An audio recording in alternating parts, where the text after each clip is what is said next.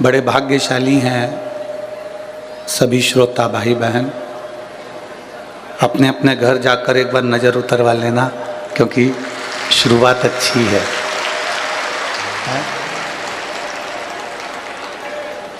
कथा के मुख्य आयोजक बाके बिहारी सेवा समिति भटिंडा, श्री कथा के मुख्य यजमान श्री अमरजीत जी मेहता, पंजाब क्रिकेट एसोसिएशन एवं समाज सेवी भटिंडा पंजाब से एक बार यजमान परिवार के लिए जोरदार ताली बजाएं। कल जब हम भटिंडा पंजाब में पहुँचे तो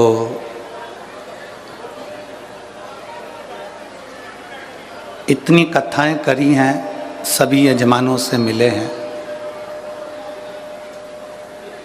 पर चेहरे पर इतनी खुशी मेहता जी के पूरे परिवार में थी कि वो देखने लायक थी।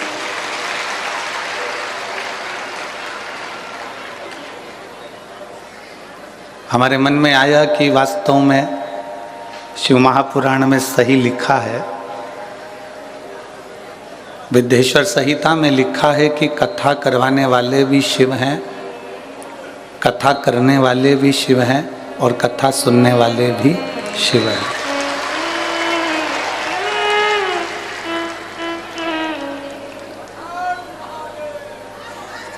और शिव एक सरल, शिव एक सहज,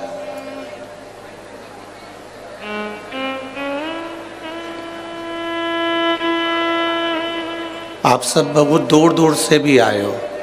ये जो पत्र हैं आपके, पहले दिन के जो आपने पत्र भेजे हैं उसमें से कुछ पत्र जो पढ़े गए हैं,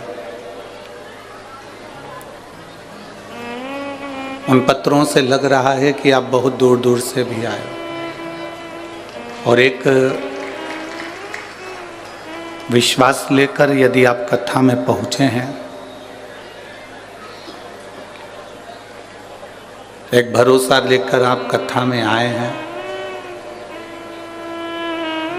तो ये निश्चित है कि मेरा देव अधिदेव महादेव जब आप यहाँ से जाएंगे तो खाली नहीं भेजेगा, झोली भरकर ही भेजेगा, ये पक्का।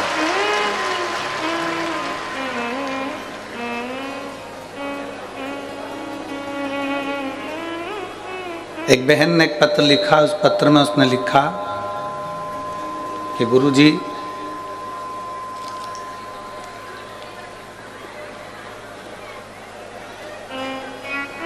मेरा नाम भूमिका, मैं फरीदकोट की रहने वाली हूँ। कहीं बैठी होगी तो हाथ हिलाना। मेरा नाम भूमिका है, मैं फरीदकोट की रहने वाली हूँ। आपकी है? मैं अपनी दादी जी के साथ आई हूँ। गुरुजी, अभी तक आपने महाराष्ट्र और छत्तीसगढ़ में गर्मी में कथा करी है, अब पकड़ में आए हो हमारे पंजाब में। धन्य, पहला पत्र है और वो भी छद्दनदार हो। इससे लगता है पंजाब कितना भारी है।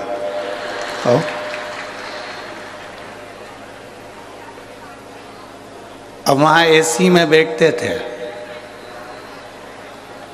यहाँ आजू बाजू एक भी एसी चालू करो गुरुजी। पर मैं मेहता जी को धन्यवाद देती हूँ, हमारे पंजाब में कोई आस नहीं थी आपकी शिव महापुराण की, पर इन्होंने पूरी कर दी। बैठो बेटा। श्री शिवाय नमस्ते। शिव तत्व है ये।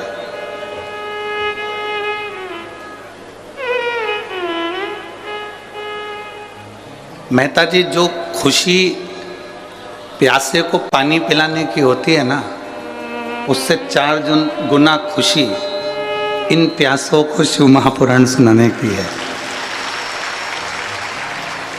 जो बड़ी आस लेकर बहुत सालों से बैठे हुए थे, एक लोटा जल देवाधिदेव महादेव को समर्पित कर रहे थे और बोल बम का नारा है। इतना धीमे से बोलोगे तो कल्याण तुम्हारा है।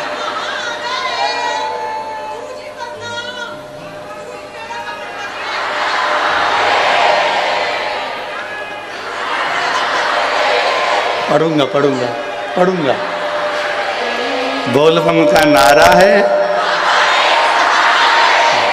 सारी समस्या का हल, शिव तत्व की प्राप्ति का यह मूल केंद्र बिंदु है शिव पुराण।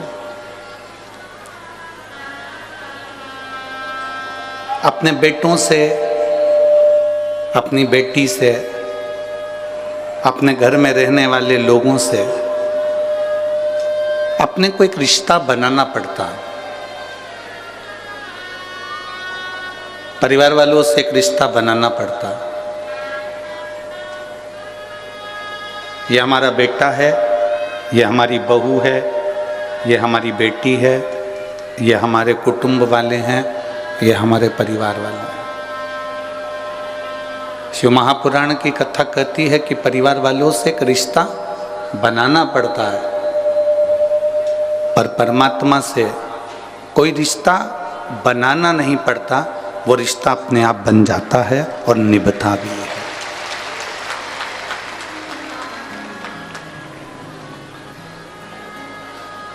ब्रह्मा ब्रह्मलोक में रहते हैं, भगवान विष्णु बैकुंठ लोक में रहते हैं।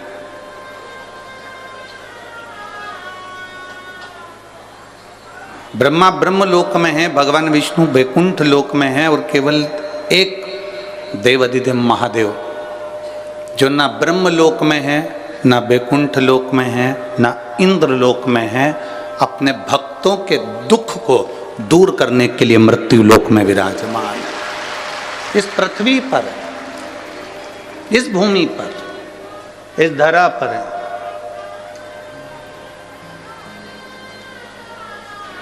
तुम्हारे नजदीक में जो होता है वो आपके दुख को समझता है। पत्नी को तकलीफ हुई तो पति उसके दुख को समझता है, पति को तकलीफ हुई तो पत्नी उसके दुख को समझती है, बेटे को तकलीफ हुई तो माँ उसके दुख को समझती है, बेटी को तकलीफ हुई तो बाप उसके दुख को समझता है, भाई को तकलीफ हुई तो भाई उसके दुख को समझता है। कारण वो आपके करीब में, आपके नजदीक में। जो नजदीक में होगा वो दुख समझेगा।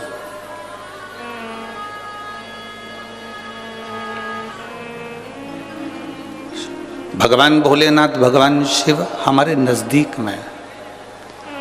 अगर हमको इतना सा भी दुख आता है और हम एक लोटा जल लेकर महादेव के मंदिर में पहुंच जाते हैं, वो आपके जल की दशा को देखकर पहचान जाता है कि इसको दुख क्या है। कहना नहीं पड़ता। द्वारिकाधीश जी के सामने, भगवान द्वारिकानाथ के सामने सुदामा जी गए तो सुदामा जी ने नहीं कहा कि मैं भूखा रह रहा हूं, मेरा परिवार भूखा है, मेरे बच्चे भूखे हैं, मेरा कुटुंब, मेरा परिवार, मेरा घर के बच्चे मेरे भूखे हैं।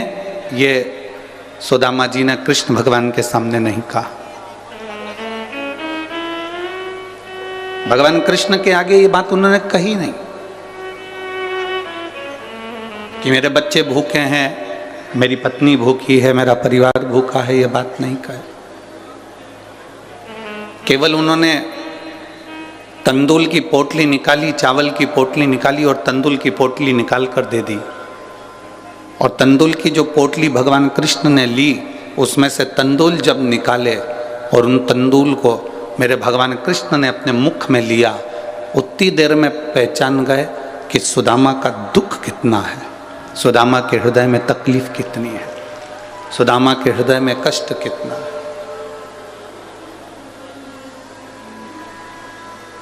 सुदामा की जिंदगी में दुख कितना आया वो केवल तंदूल से पहचान।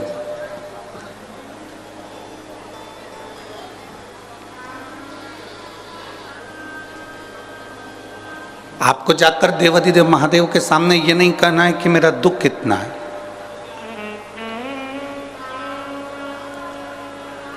आपको महादेव के सामने जाकर ये नहीं कहना है कि मेरा कष्ट कितना है। आपको तो महादेव के मंदिर में जब जाएं, भगवान शिव के मंदिर में जब जाएं, एक लोटा जल लेकर, जब अपने घर का पानी लेकर, घर का जल लेकर, मंदिर का जल नहीं, घर का जल लेकर जब आप देवाधिदेव महादेव के पास में पहुँचेंगे, भगवान शंकर को एक लोटा जल समर्पित करेंगे, तो महादेव उस जल से पहचान जाएंगे कि आपकी ज़िंदगी में तकलीफ़ क्या चल रही है, आपके जीवन में दुख क्या चल रहा है।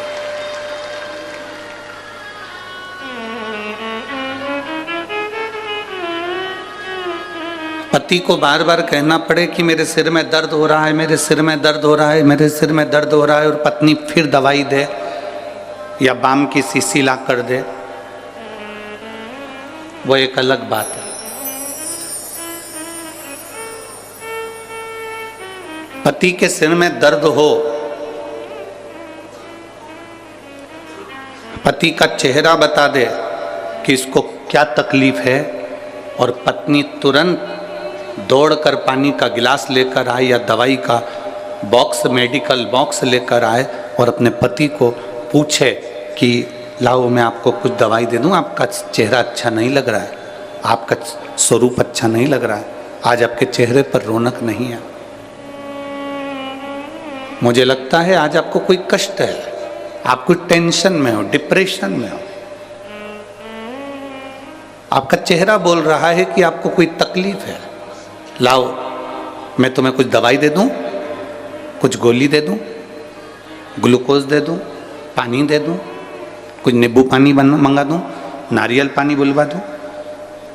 पति को कहना ना पड़े कि मेरे को ये तकलीफ है, और पत्नी मेडिकल का बॉक्स लेकर आ जाए और आपका चेहरा देखकर पहचान जाए कि आप तकलीफ में हो, तो समझ लेना कि पति और पत्नी का संबंध बड़ा प्रबल संबंध है। वो जान गई कि चेहरे से कि मुझे तकलीफ क्या है।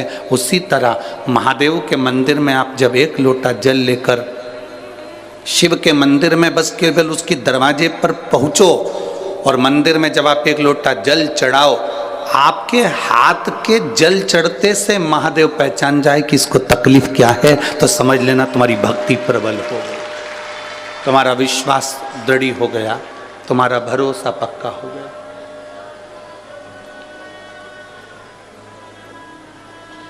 एक भरोसा भी तो पक्का होना चाहिए। गुरु नानक देव जी के 2 पुत्र, 4-5 शिष्य,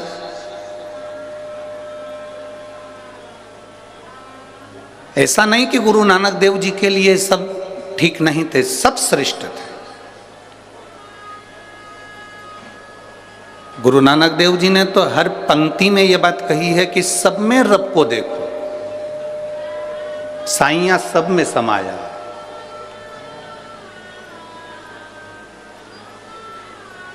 पर कोई कोई ऐसा होता है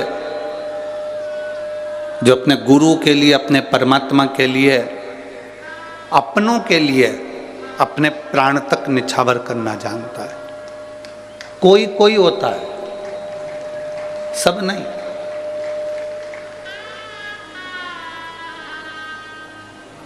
पड़ोसी तुम्हारे बन सकते हैं,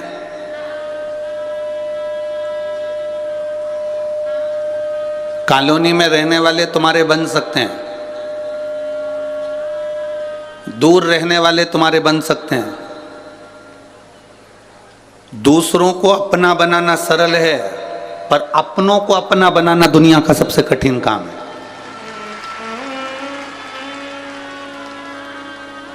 आप दूसरे को अपना बना सकते हो, दूसरे को अपना बना लोगे, वो सरल है, पर जो अपने हैं उनको अपना बनाकर रखना, ये दुनिया का सबसे कठिन काम है।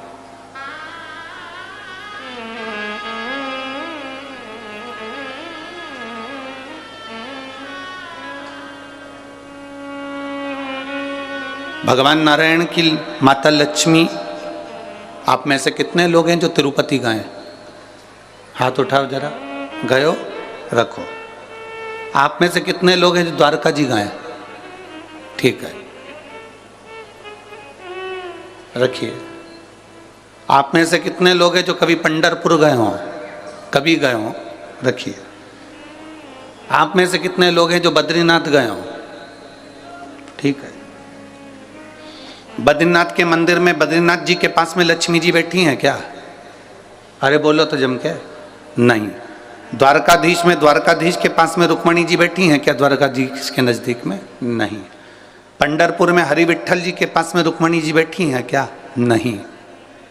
तिरुपति में नारायण के पास में लक्ष्मी जी बैठी हैं क्या? नहीं।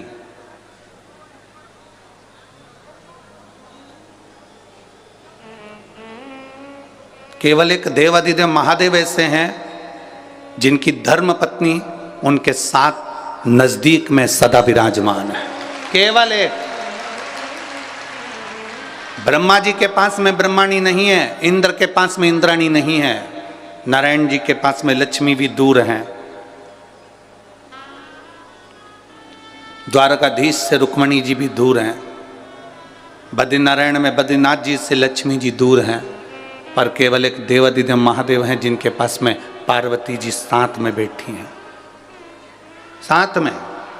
क्योंकि दूसरों को अपना बनाना सरल है, पर अपनों को अपना बनाना कठिन है। और मेरे महादेव ने वही करा है, अपनों को भी अपना बनाया और दूसरे को भी अपना बनाया। ये महादेव का सबसे बड़ा गुण तत्व, सबसे बड़ा गुण तत्व मेरे महादेव का, अपनों को भी अपना बनाया और दूसरे को भी अपना बनाया।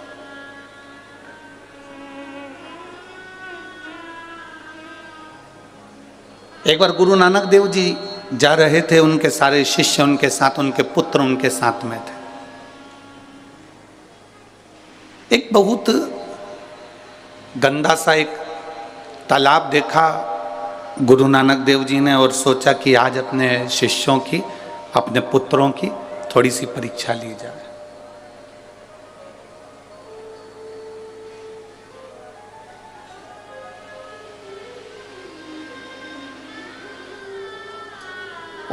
उनके पास में कटोरा था, पात्र था। उस कटोरे को गुरु नानक देव जी ने उस गंदे तालाब में फेंक दिया।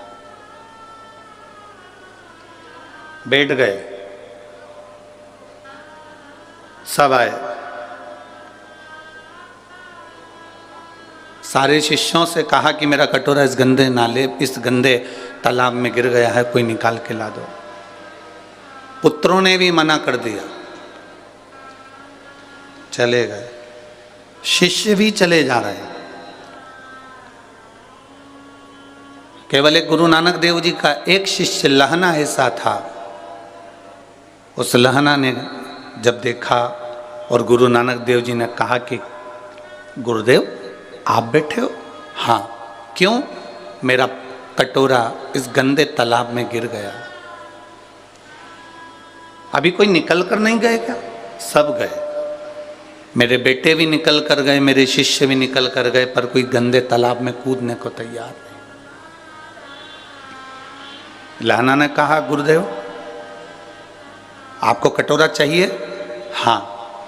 लहना ने एक बार भी कुछ बात नहीं करी और लहना कूद गया उस गंदे तालाब में और कटोरा निकाल कर अपने गुरु जी को हाथ में लाकर दे दिया। गुरुदेव ये कटोरा। गुरु नानक देव जी ने कहा कि तूने ये नहीं पूछा कि कटोरा गिरा कैसे? कटोरा गया कैसे? तूने एक बार भी नहीं पूछा कि ये कटोरा गिरा कैसे, गया कैसे, गंदे तालाब में पड़ा कैसे? गुरुदेव आपने कह दिया ना कि कटोरा बस तालाब में गिर गया। अगर शिव का वचन, शिव महापुराण के शब्दों पर, गुरु के शब्दों पर यदि एक विश्वास पक्का है, तो फिर उस विश्वास पर अगर तुम चल दिए तो ये निश्चित है कि एक ना एक दिन गुरु की और शिव की कृपा जब बन गई तो जिंदगी में अपनी हाल हो ही जाओ। फिर आपको निहाल होने में कोई दिक्कत नहीं है।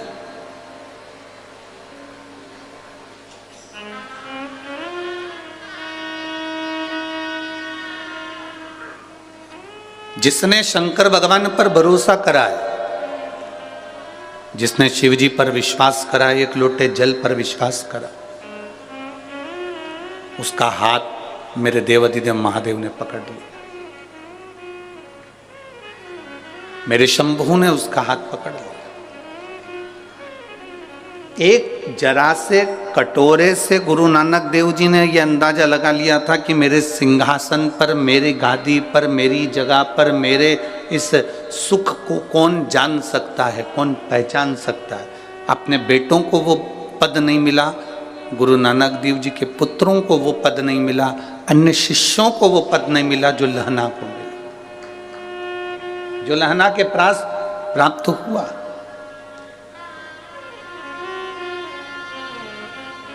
आपको शिव जी के मंदिर जाकर ये नहीं बार बार कहना कि मुझे दुख है। आप तो, आपका घर का जो पानी है ना, आपके घर का जो जल है, जब आप उस जल को लेकर जाते हो ना और शिव जी के मंदिर में पहुंचते हो, तो वो जल बता देता है कि आपका दुख कितना है, आपकी तकलीफ कितनी है।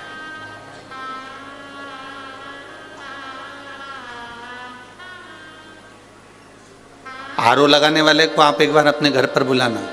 आया आपके घर पे कभी आरओ लगाने वाला? आरओ का पानी, आरओ का जो मशीन लगाने वाला आपके घर पर आया होगा, सबसे पहले वो पानी की जांच करता है। बोलो री जीजियो, ओ बटिंडा वाली, और जितने मेरे जीजा बैठे हैं वो भी बोलो सही है कि गलत है। आरओ लगाने वाले को आप अपने घर पर बुलाएंगे तो पहले वो पानी की जांच करेगा, इसमें खार कितना है, मिट्टी कितनी है, कितना क्लीन है, वो जांचेगा। फिर कहेगा कि मशीन लगा तो दे रहे हैं, परंतु इसका जो फिल्टर है वो हर 15 दिन में खराब हो जाएगा, क्योंकि इसमें मिट्टी ज़्यादा है और खार ज़्यादा है। तुम्हारा महीने का खर्चा तो जरूर होगा, पर पानी क्लीन हो जाएगा। तुमने कहा साहब लगा दो, एक मशीन आरओ की लगाओ, हमारा ये पानी क्लीन होना चाहिए, पीने के लायक हो जाए।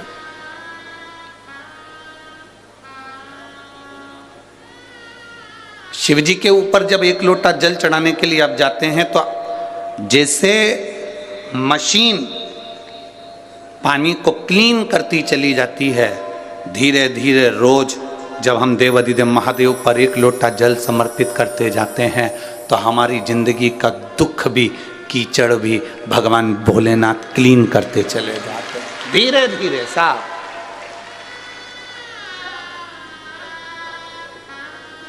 और मैंने तेरे ही भरोसे बाबा, तेरे ही भरोसे हवा बिच उड़ती जावांगी, बाबा डोर हटो छड़ी में कटी जावांगी। भोले मैं तेरी पतंग, शंभो मैं तेरी पतंग, हवा बिच उड़ती जावांगी, बाबा डोर हथो छड़ी में कटी जावांगी। भोले मैं तेरी पतंग, शंभो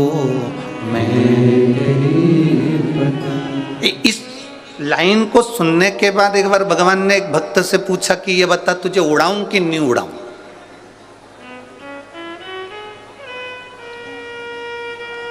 भक्त ने भगवान से पूछा मैं उड़ूंगा, कोई दिक्कत तो नहीं है।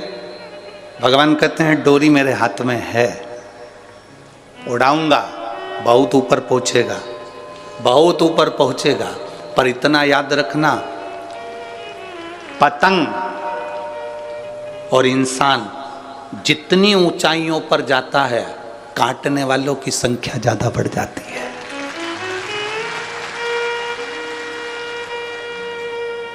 अगर तेरी तैयारी हो तो मैं तुझे उड़ा देता हूं। पतंग और इंसान जितनी ऊंचाइयों को छुएगा, जितना ऊपर जाएगा, जितनी तरक्की करेगा, जितना जितना ऊपर जाएगा, काटने वालों की चारों तरफ भीड़ लग जाएगी, मैं ही काटूंगा। कितना उड़ रहा है, अभी देखता हूं इसको। और पतंग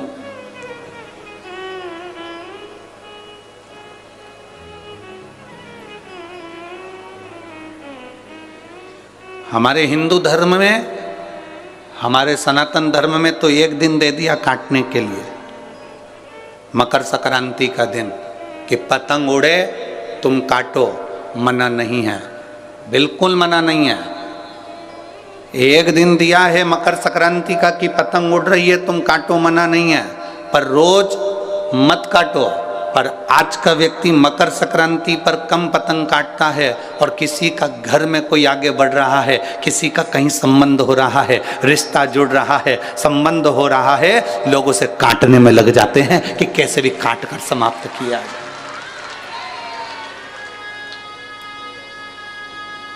साल में एक दिन काटोगे ना चल जाएगा, पर रोज रोज मत काटो। किसी का संबंध हो रहा है, किसी के बेटे की शादी हो रही है, किसी बेटी का संबंध हो रहा है, कोई आगे बढ़ रहा है, कोई सीए कर रहा है, कोई एमबीए कर रहा है, कोई इंजीनियर बन रहा है, कोई डॉक्टर बन रहा है, कोई कलेक्टर बन रहा है, किसी का फाइल आगे बढ़ गई है, कोई आगे की ओर बढ़ता चले जा रहा है। हमें टेंशन नहीं लेना, अच्छा बाबा की कृपा हो, खूब आगे बढ़े। एक पत्र आया है,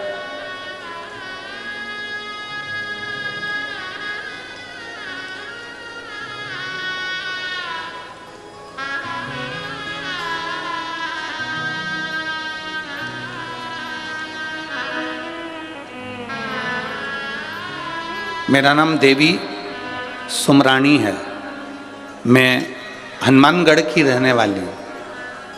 कहीं बैठी हो तो हाथ हिला सकती हैं। आप ही हैं? दोनों हाथ हिला दो एक बार। श्री शिवाय नमस्तुभ्यम। मेरा नाम देवी सुमरानी है, मैं हनुमानगढ़ की रहने वाली हूँ।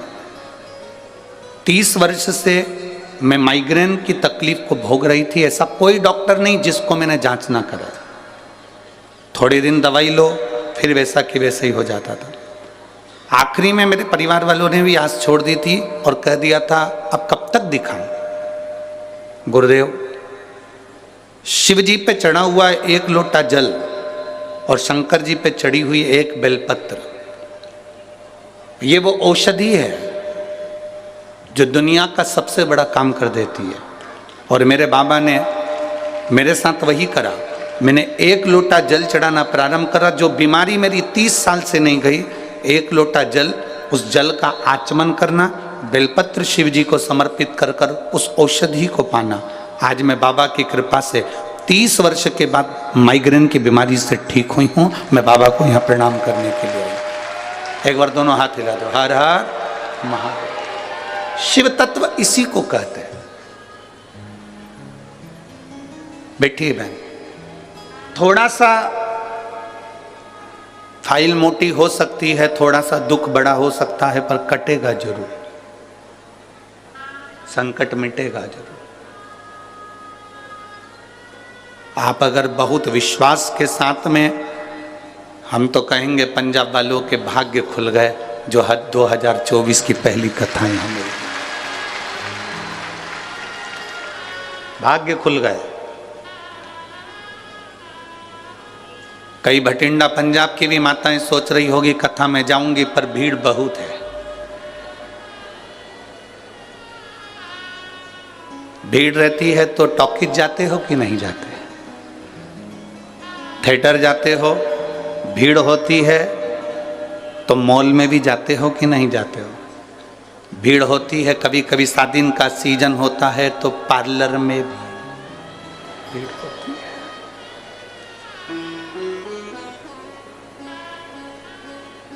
पार्लर वाली इतनी चतुर होती है, आधा बहुत पोत के तुम्हें साइड में कर देती, दूसरे को चालू कर देती है। और जो ज्यादा बोलती है तो पार्लर वाली इतनी चतुर होती है, 2 ककड़ी काट के आंख पे धर देती है, बैठी रहे, और ऊपर से कह देती है बोलना मत, ही नहीं तो मुंह में सल पड़ जाएगा। तो बिल्कुल जैसी की जैसी बैठी।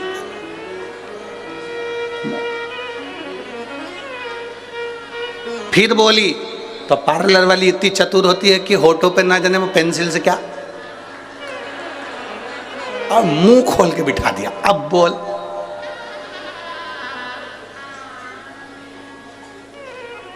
भीड़ कहां नहीं है?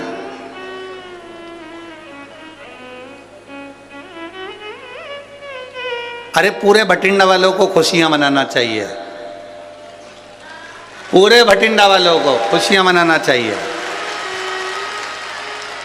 लोग नए साल में केदारनाथ, बद्रीनाथ, द्वारकाधीश, सोमनाथ, भीमाशंकर, मल्लिकार्जुन, कहीं वैद्यनाथ, कहीं महाकाल जाते हैं, और मेरा 12 ज्योतिर्लिंग भटिंडा में आकर बैठ गया है पहले।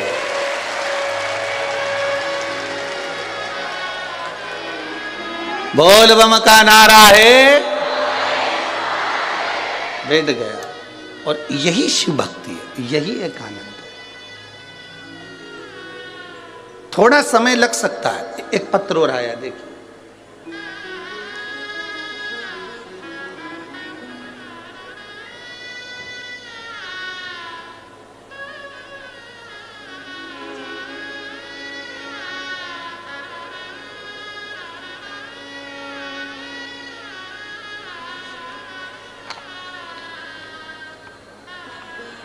मेरा नाम पूनम रानी, मैं गांव भूलन, सही है, पंजाब की रहने वाली हूँ। गांव भूलन, पंजाब की रहने वाली। मेरा मोबाइल नंबर ही है। कहीं बैठी हैं आप ही हैं? दोनों हाथ हिला दो। श्री शिवाय नमस्तुभ्यम। अब कमर काम कर रही है बढ़िया, नीचे बैठते बन रहा है, ठीक है। बाबा, मेरी रीढ़ की हड्डी में गैप हो गया था डॉक्टर के हिसाब से। मैं हमेशा 24 घंटे बिस्तर पर पड़ी रहती थी, 1 मिनट भी उठकर कोई कार्य नहीं कर पाती थी। एक बार रिमोट मेरे हाथ में था टीवी का, और चैनल चेंज करते करते शिव महापुराण की कथा सुनी। आपने 31 मूंग के दाने का एक बड़ा सुंदर भाव वर्णन किया था, जो शिव के समर्पित करना था। एक बेलपत्री को खाना था।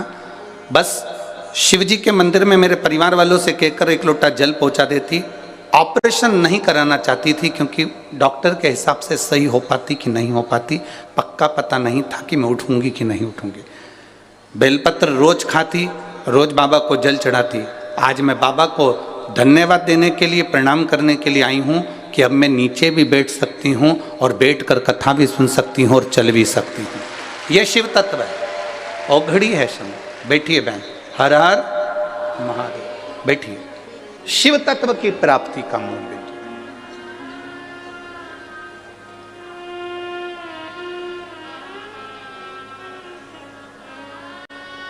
आप जितने विश्वास से सुनोगे, जिस आस से सुनोगे, मेरा बाबा तुम्हारे करीब में आएगा।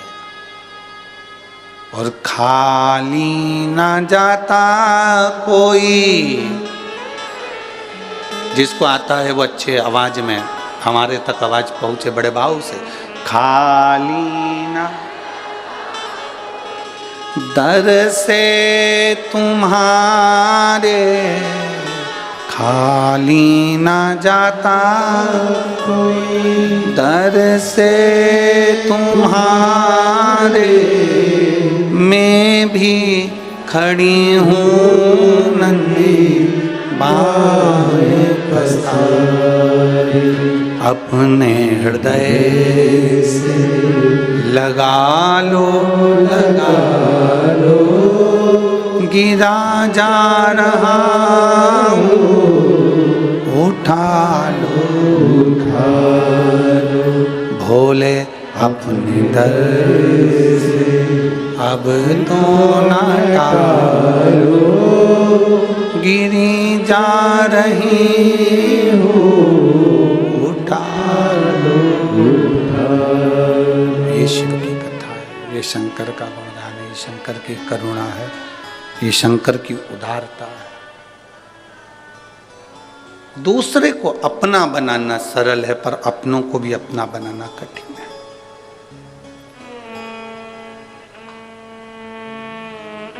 बहुत बढ़ोगे, ऊंचाइयों पर पतंग जाएगी तो काटने वालों की संख्या बढ़ेगी, पर हमें नहीं घबराना। आप ऊंचाइयों पर जा रहे हैं, अपनी मेहनत के बल पर जा रहे हैं, अपनी मेहनत के बल पर चल रहे हैं।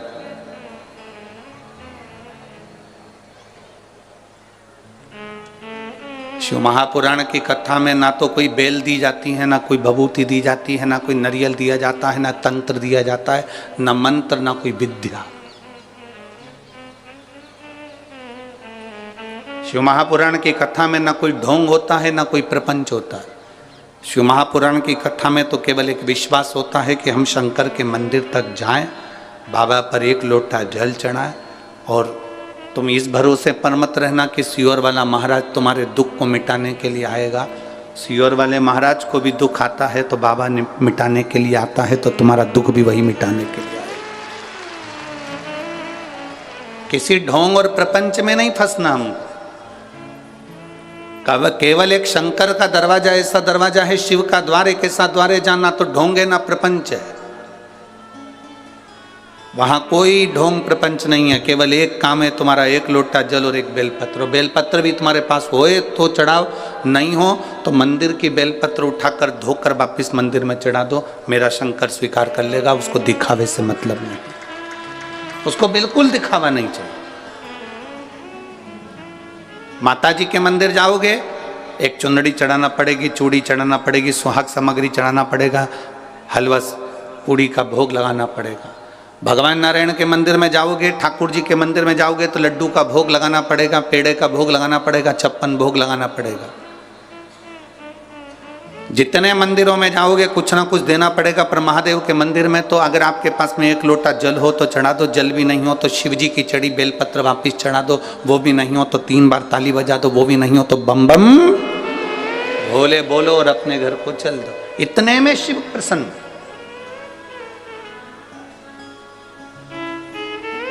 इतने में शंकर करुणा कर जाता। शिव महापुराण का महत्तम कथा है, देवराज नाम का ब्राह्मण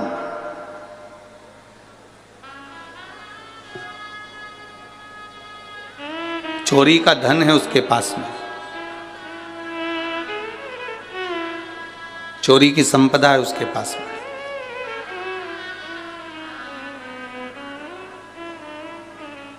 किसी ने एक प्रश्न पंढरपुर की कथा में कहा था, गुरुजी व्यक्ति चोरी क्यों करता है?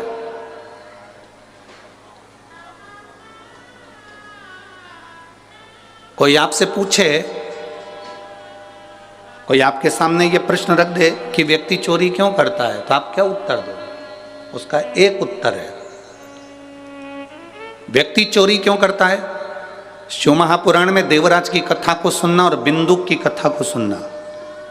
देवराज की पत्नी, उसके बच्चे, उसके लिए भोलेनाथ बहुत कुछ दे देते थे, 2 समय का भोजन देते थे, पेट भर देते थे। उसके लिए, उसके परिवार को चलाने के लिए बाबा कोई कमी नहीं लाते थे।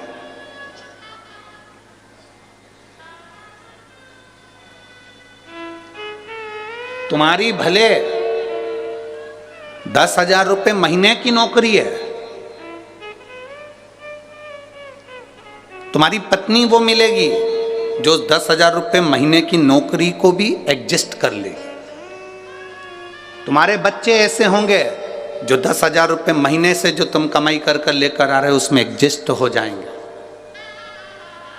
भगवान बनाता ही ऐसा है कि उतने में तुमको संतुष्ट कर कर रखता है। पर जब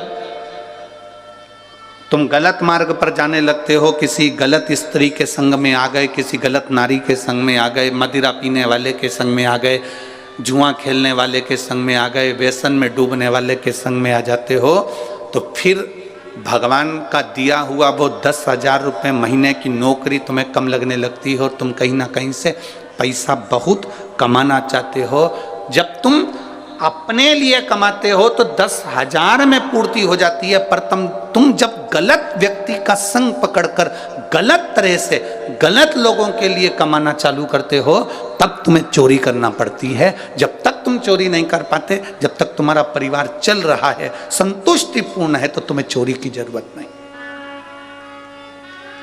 तुम्हें चोरी की जरूरत नहीं है।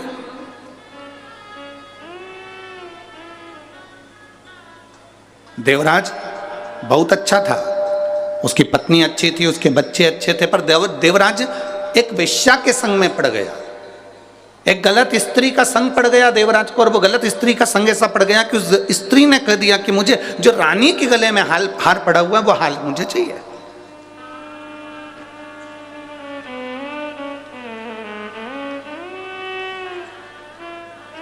जो रानी के गले में हार पड़ा है वो हार मुझे ला कर दो। और देवराज अभी तक बहुत अच्छी जिंदगी जी रहा था।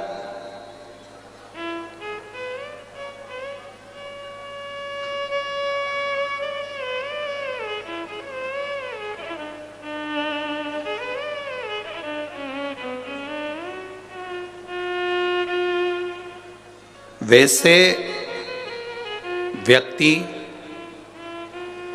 कम मरता है, पर जब व्यक्ति फैशन में थोड़ा सा पड़ने लगता है तो जल्द ही मरता है। कहीं ना कहीं ऐसे चुंगल में फंस जाता है कि वो फिर निकल नहीं पाता है।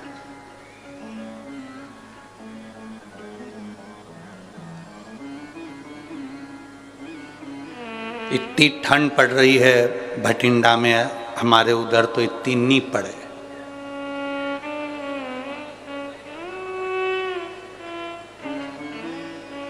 इतनी ठंड, सब कम्बल और शाल और सब ओढ़ ओढ़ के बैठे हैं, और ओढ़ना भी चाहिए। अब इतनी ठंड में अगर भटिंडा में कोई शादी हो तो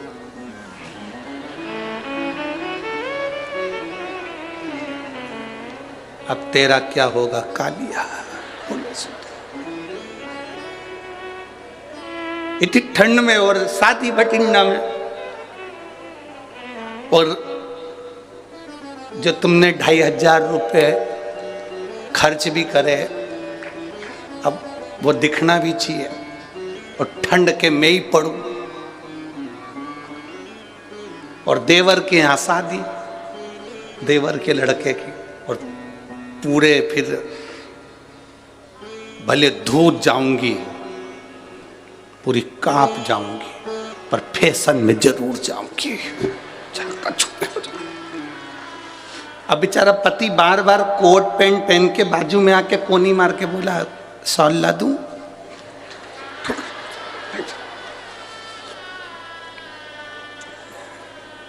शॉल भी लेके चलिए, पर वो यूं नहीं है, यूं। अब कह रहा है लाऊं तेरे को, तो कछु ओढ़ने का। धूज रहे हैं, गुलाब जामुन चम्मच में थी, कब बाजू वाले के प्लेट में पहुंच गई मालूम ही नहीं पड़ा। अब बोले देवराज अपनी पत्नी और बच्चों के लिए कमाता, वो उस तक तो कोई तकलीफ नहीं थी। खूब आ रहा था, बाबा खूब दे रहा था, पर एक वेश्या का संग मिल गया देवराज को, और उस वेश्या ने कह दिया कि जो रानी के गले में हार पड़ा है वो हार मुझे चाहिए।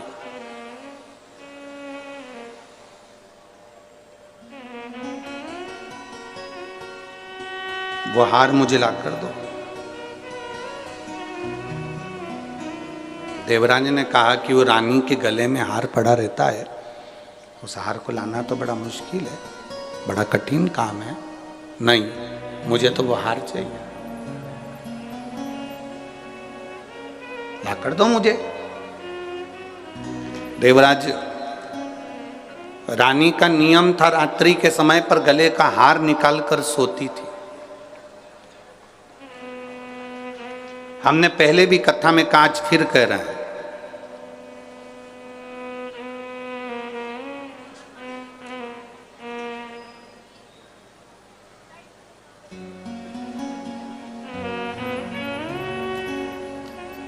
चोटे की नजर तुम्हारे गले पर होती है, चेन पर होती है, मंगलसूत्र पर होती है। लुच्चे की नजर तुम्हारी सुंदरता पर होती है, और महादेव की नजर तुम्हारी भक्ति पर होती है।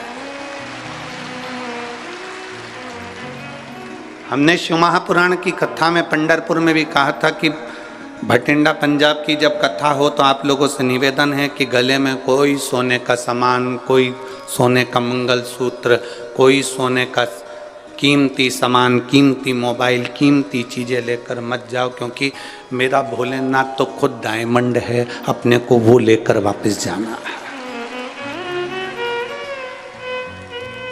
अपने आभूषण सोने के लेकर नहीं आना, बहुत कीमती चीजें लेकर कथा के मंडल में नहीं जाना।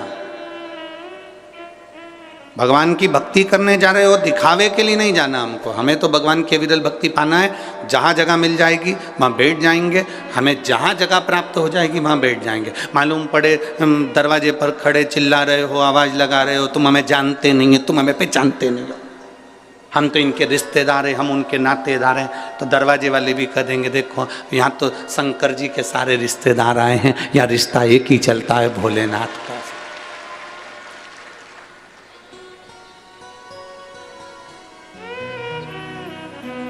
2 बजे कथा चालू होती है, 5 बजे विराम होती है।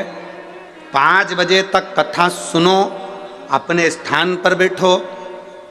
आखिरी में जब 5 बजे कथा पूरी हो, कर्पूर गौरम हो, तब उस भूमि को नमन कर कर उसकी रज अपने मस्तक लगाकर घर जाना।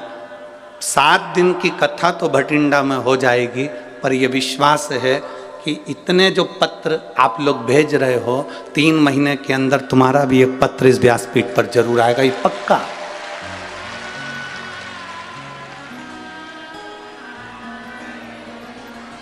ये विश्वास मूल है। कथा में आओ, बैठो, घर वालों से कहकर आना कि मैं 2 बजे से 5 बजे तक कथा सुनकर आऊंगी, बीच में नहीं आऊंगी। स्थान ग्रहण करूंगी तो मैं 5 बजे कर्पूर गौरम कर्णावतारम होगा, आरती होगी, तभी उठूंगी, उसकी रज धारण कर कर फिर जाऊंगी। हवाई जहाज एयरपोर्ट पर उतरता है, ट्रेन स्टेशन पर रुकती है, बस स्टैंड पर रुकती है, हेलीकॉप्टर उतरने के लिए हेलीपैड बनता है। 7 दिन के लिए मेरे महादेव को उतरने के लिए शिव महापुराण की कथा हुई। आपको कहीं ढूंढने नहीं जाना, 7 दिन सेवा करो, भजन करो, कीर्तन करो। भगवान ने धन दिया हो तो किसी का मुंह झूठा कराओ, जल हो पीने की व्यवस्था करो। हाँ, ठंड ज़्यादा पड़ रही है, ठंडा पानी नहीं दे सकते, थोड़ी अपनी 2 बाटल हम कहते हैं साथ में लाओ करो, तो उसमें गर्म पानी किसी पड़ोसन को दे दो, पी ले, ज़्यादा ठंडा नहीं। बड़े भाव से, आनंद से सेवा का मौका मिला है। जितनी जितनी सेवा कर सकते हो और जितना जितना भजन कर सकते हो, 7 दिन भटिंडा वालों के इस पवित्र, समझ लो वो हेलीकॉप्टर को उतरने के लिए हेलीपैड बनाया जाता है, हेलीकॉप्टर उतर जाता है। ये पंडाल शिव महापुराण का जहाँ लगता है और शिव पुराण जहाँ होती है, वहाँ 7 दिन मेरा भोलेनाथ उतर जाता है। क्या देगा, क्या करेगा? हमारा विश्वास इस शिव पुराण से इतना है कि कई माताएं और कई भाई ऐसे हैं कि वो 7 दिन के अंदर ही उनका पत्र भी यहाँ पहुँचेगा। अगर दिल से सुनी तो 7 दिन में ही दे देगा, वो दिल से सुनी। थोड़ा विश्वास प्रकट करो, भरोसा।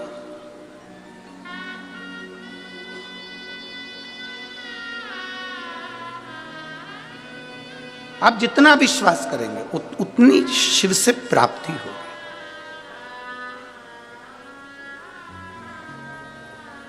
श्री शिवाय नमस्तुभ्यं। तुम्हारा भरोसा दृढ़ दृढ़।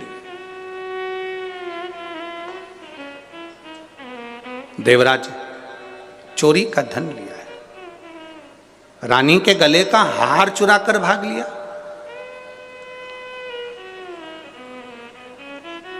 कीमती सामान लेकर कथा में ना जाना। क्यों? कीमती सामान तुम्हारे पास होगा तो बार बार तुम्हारी कीमती सामान पर तुम्हारा ध्यान जाएगा।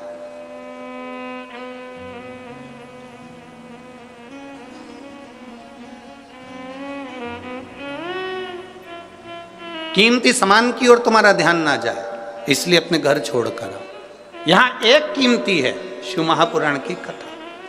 7 दिन सुनो, और 7 दिन की शिव पुराण की कथा है। भागवत 7 दिन की होती है, शिव पुराण 7 दिन की होती है। विवाह होते हैं तो फेरे भी 7 लगते हैं। गोवर्धन पर्वत भी 7 कोस का है। हमारा जन्म, आपका जन्म सब 7 दिन में हुआ है। कोई रविवार को पैदा हुआ, कोई सोमवार को, कोई मंगल, कोई बुध, गुरु, शुक्र, शनि। इन्हीं 7 दिन में लोग पैदा होते हैं, इन्हीं 7 दिन में लोग चले जाते हैं। जिंदगी के केवल 7 दिन है। रविवार को जन्म हुआ, सोमवार को बड़े हुए, मंगलवार को ब्याह हुआ, बुधवार को बच्चे हुए, गुरुवार को बीमार पड़े, शुक्रवार को हॉस्पिटल गए, शनिवार को सीताराम हो गए। 7 दिन पूरे कंप्लीट हो गए। एक्स्ट्रा दिन मिला ही नहीं, किसी को नहीं मिलता। 7 वार हैं, रविवार, सोमवार, मंगल, बुध, गुरु, शुक्र, शनि, और एक बार और है, वो है हमारा परिवार। इसमें जितने रहकर भगवान का भजन कर सकते हो उतनी जिंदगी सार्थक हो सकती। छोड़कर नहीं। कोई महाराज भटिंडा में आकर कह दे तुम अपना घर छोड़ दो, बिल्कुल मत छोड़ना। मना कर देना, सियोर वाला महाराज मना करा, नहीं छोड़ूंगा। कोई तुमसे कह दे कि दिन भर भूखे रहो, बिल्कुल मत रहो। 4 टाइम खूब डपट के खाओ।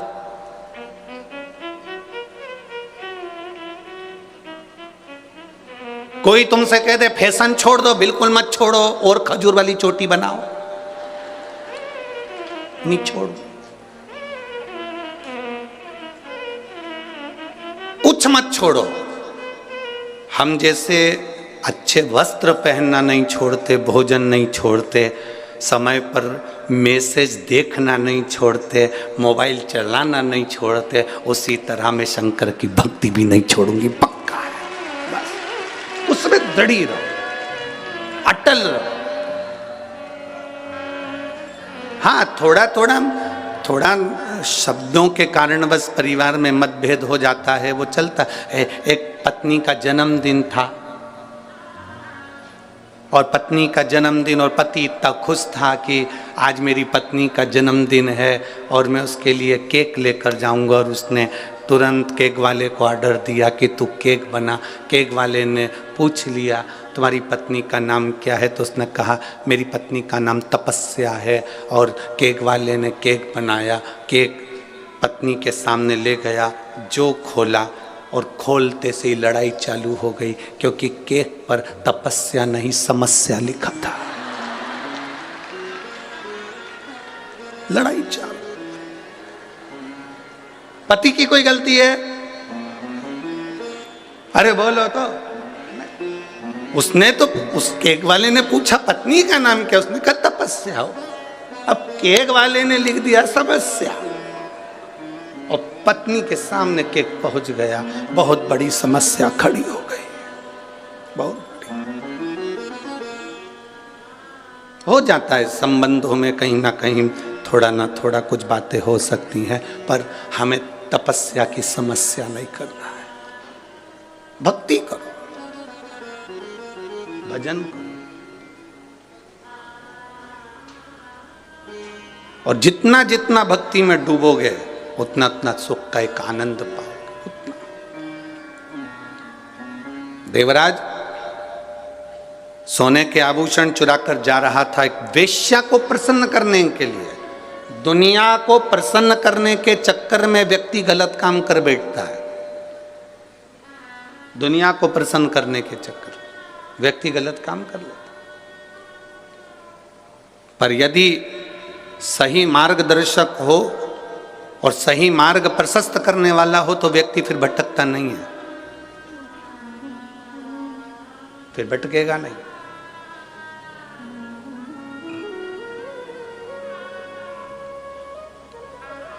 अगर सही मार्गदर्शक है तो लोटा जल, आप शिव को जो जल समर्पित कर रहे हो, आप शंकर भगवान को जो 1 लोटा जल दे रहे हो, आप भगवान शंकर का जो गुणगान कर रहे हो, आप शिव भक्ति को जो धारण कर रहे हो, सहज नहीं हो सकता, वो सरल नहीं है। हम तो यहां तक कहते हैं और आप प्रैक्टिकल जरूर करना। सीहोर वाले महाराज पर इतनी जल्दी भरोसा मत करना रे पंजाब वालों, सुन लो अच्छे से, प्रैक्टिकल करना। घुटना में दर्द है, कमर में दर्द है, पीठ में दर्द है, कहीं पर भी दर्द है, जब कथा का विराम हो रहा हो, कर्पूर गोरम हो रही हो, आरती हो जाए, तब जहाँ बैठे हो, भले वो दरी बिछी हो, आसन बिछा हो, जमीन हो, वहाँ की थोड़ी सी रज, क्योंकि जहाँ शिव पुराण होती है वहाँ का कंकर भी शंकर हो जाता है, उसकी रज हमारे शरीर पर जरूर लगाए। 7 दिन तक श्रवण करो, भक्ति करो, भजन करो, धारण करो।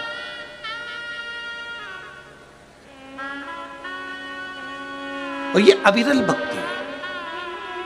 देवराज चोरी का धन लेकर जा रहा था और चोरी का धन ले जाते देवराज इतनी ठंड पड़ गई, इतनी ठंड पड़ गई, इतनी शरीर में ताप हो गया, बुखार आ गया।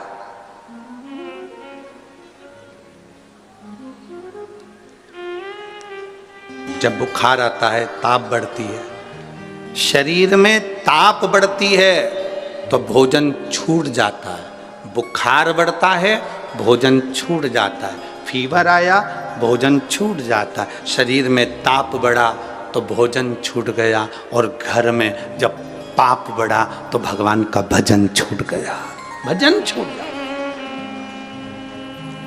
आपके घर में अगर भगवान की भक्ति हो रही है, किसी को भी भजो, हम मना नहीं करेंगे, तुम भगवान कृष्ण को भजते हो भजो, राम को भजते हो भजो, गुरु नानक देव जी का स्मरण करते हो करो, गुरुद्वारे तक जाते हो जाओ, शिव मंदिर तक जाते हो जाओ। आप भगवान की भक्ति अगर धारण कर रहे हैं, आपके भीतर अगर भगवान की भक्ति है, राम कृष्ण शिव की भक्ति है, तो समझ लेना कि तुम्हारे घर में अभी पाप प्रवेश नहीं करा। जिसके घर में पाप प्रवेश कर जाता है, भजन बंद हो जाता है। अभी पाप प्रवेश नहीं करा। शरीर में ताप बढ़ता है तो भोजन छूटता है, और घर में पाप बढ़ता है तो भजन छूटता है। पाप बढ़ा, भजन छूट जाता। देवराज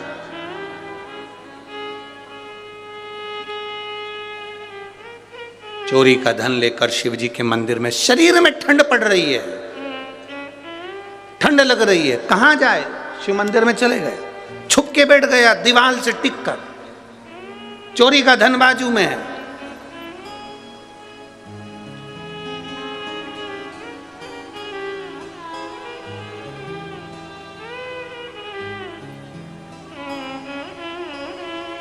महाराज जब चोरी का धन लेकर वहां बाजू में बैठ गया, वहीं पर शिव पुराण की कथा हो रही थी और पंडित जी चिल्ला चिल्ला कर कह रहे थे, हर हर महादेव, बार बार कह रहे थे।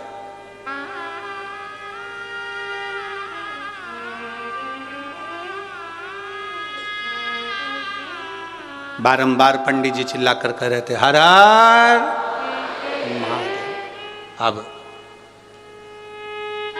इसको गुस्सा आ गया, एक तो शरीर में बुखार आ रहा है, सिर दर्द हो रहा है, ऊपर से चिल्ला रहा है। अपने गांव में, नगर में, शहर में जब अच्छा काम हो ना, बन सके, दोनों हाथ आगे बढ़ाना, और अगर कोई आगे बढ़ रहा है तो उसका सहयोग करना कि हमारे नगर में इतना अच्छा कार्य हो रहा है, और करो, हम तुम्हारे साथ में है, अच्छा कार्य करो।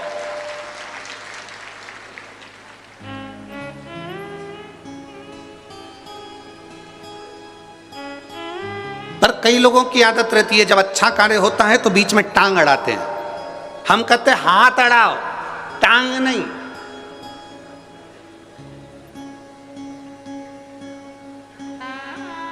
राइट हैंड, लेफ्ट हैंड, इन दोनों में सबसे बेकार हैंड कौन सा होता है? जो कभी पूजन पाठ में काम नहीं करता। बोलो बोलो, जम के बोलो, लेफ्ट। इस लेफ्ट हैंड को एक बार बड़ा दुख हुआ, भोजन भी करें लोग इसी से, भजन भी करें लोग इसी से, माला भी जपें इसी से, भोग भी लगाएं इसी से, सब काम में यही आगे होता है, मैं तो पीछे रह जाता हूँ, मैं करूँ तो करूँ क्या। एक दिन ये लेफ्ट हैंड, उल्टा हाथ, एक संत के पास गया और उससे कहा, बाबा मेरा ये हाथ किसी काम का नहीं, फिर भगवान ने मुझे पैदा ही क्यों करा, एक ही हाथ दे देता, उसी से सब काम हो जाता। यज्ञ, अनुष्ठान, दान, पुण्य, श्रृंगार, पूजन सब उसी से। मैं क्या करूं? मेरी जिंदगी में दुख ही दुख लिखा है, मैं किसी काम का नहीं। इतने में संत ने कहा एक काम कर, जब वो सीधा हाथ राइट हैंड कोई अच्छा काम करे तो तू उसको टच कर लिया कर, टच कर लेगा तो तू भी पूजाता चले जाएगा। तू उसको टच कर ले, अगर तूने उसको टच कर लिया, जब से हमारे यहाँ नियम में हम आरती करते हैं तो हाथ टच कर लेते हैं, ये उल्टा हाथ उससे चिपक जाता है, दान करते हैं तो ये उल्टा हाथ उससे चिपक जाता है। उसी तरह कोई अच्छा काम कर रहा हो तो अपना फर्ज है अपने हाथ को उससे टच कर लो, भले अपना 1 रुपया खर्च नहीं हो, भले अपन कुछ नहीं कर सकते, पर टच में रहेंगे तो भी नैया पार हो जाएगी, ये निश्चित है। थोड़ा टच कर लो, थोड़ा सा। उसी को देख के टच मोबाइल हुआ, उसी को देख के टच।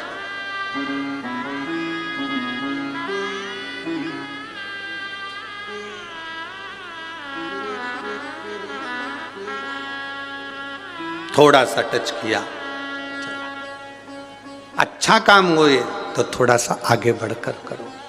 थोड़ा कोई अच्छा कर रहा है हमें उसके साथ लग जाना है, कोई सत्कर्म कर रहा है हमें उसके साथ लग जाना है, कोई नेक कर्म कर रहा है हमें उसके साथ लग जाना है।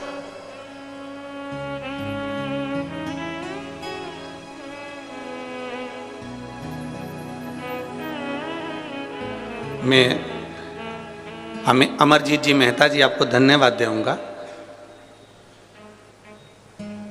स्टेशन से आने वाली कई बसें, ऑटो, ई रिक्शा, बहुत सारे ऐसे रिक्शा, बहुत सारे ऐसी गाड़ियां हैं।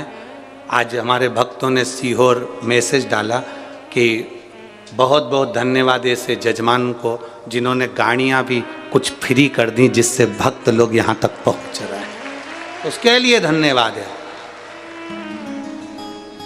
साधुवाद है आपको, बहुत बहुत धन्यवाद।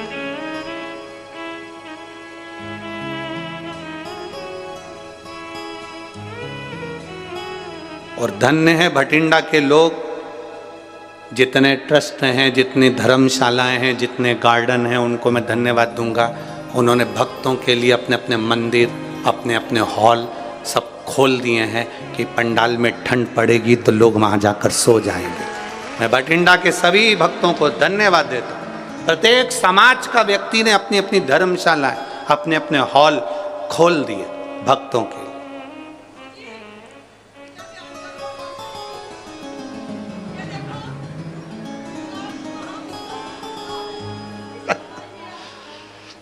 क्या हुआ है? लाओ लाओ लाओ।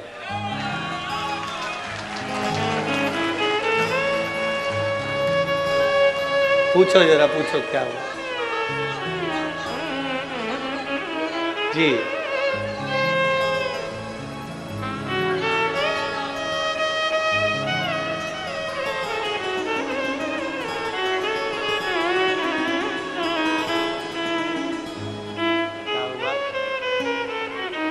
नहीं की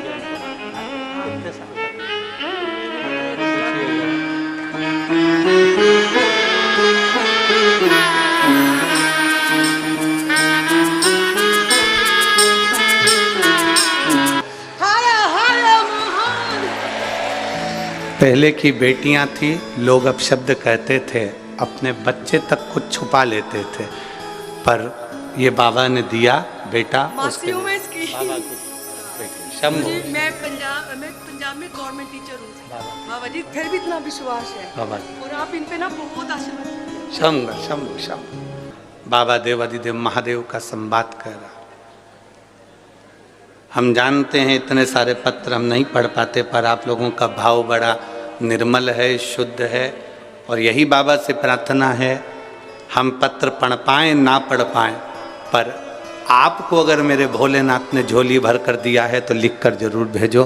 बाबा तो पढ़ेगा ना, बहुत हम भले पहुँचे पर पढ़े ना पढ़े, पर आपका भाव यहाँ तक पहुँचे। शिव तत्व, शिव कथा कर रहे, भगवान शंकर का संवाद कर, शिव महापुराण कर, एक विश्वास को दृढ़ी करिए, एक भरोसे को दृढ़ी करिए। देवराज मंदिर के अंदर बैठ गया, शरीर दुबक लिया, ठंड पड़ रही थी, ठंड में दुबक कर बैठा, दुबक।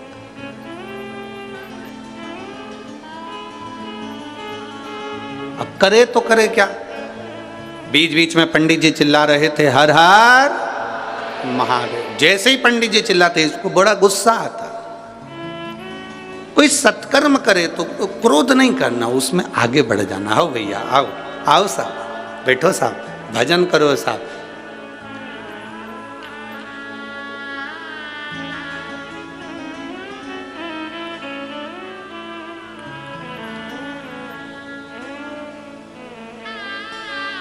भटिंडा पंजाब से भी कई भक्तों ने सीहोर फ़ोन लगाए कुबेरेश्वर धाम पर कि हमको कहीं आगे बैठने की व्यवस्था मिल जाए, कहीं कहीं बैठने की व्यवस्था मिल जाए। तो कुबेरेश्वर धाम से सबको एक ही बात कही जाती है, शिव महापुराण ये नहीं है कि आप आगे बैठोगे तो कृपा करेगी। शिव महापुराण तो जहाँ बैठोगे और दिल से सुन लोगे वहीं पर करुणा कर देगी।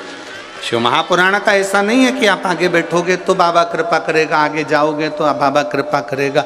ना ना ना ना, यहाँ देखो बस में और ट्रेन में बहुत अंतर होता है। बस में आगे की सीट देखी जाती है जिससे पीछे दचके ना लगे। ट्रेन में ये नहीं देखा जाता कि आगे की सीट है कि पीछे की है, उसमें दचके का काम ही नहीं है। शिव महापुराण में दचके का काम ही नहीं है, तुम्हारी मर्जी पड़े जहाँ बैठो। वो करुणा करने में देरी नहीं करता, तुम जहां बैठे हो वहां भजन करने में लग जाओ, तुम जहां बैठे हो।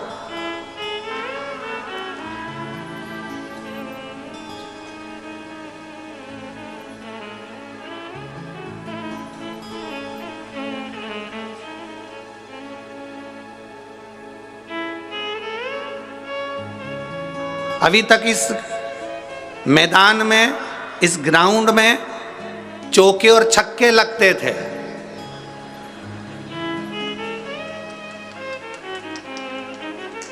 और जितने वो कुर्सियों पर बैठे हैं ऊपर स्टेडियम में, ये सब देखते थे। अब की बार तुम जितने स्टेडियम में बैठे हो, तुम्हारे चौके छक्के लगेंगे और बाहर वाले देखेंगे कि बॉल कहां जा रही है। जितने स्टेडियम के अंदर हैं, जितने इस ग्राउंड के अंदर हैं, वो मेरे महादेव की गेंद बनकर उचकेंगे और पूरा भटिंडा दिखेगा कि भजन कफल है। ये शिव की भक्ति है, ये शंकर की उदार।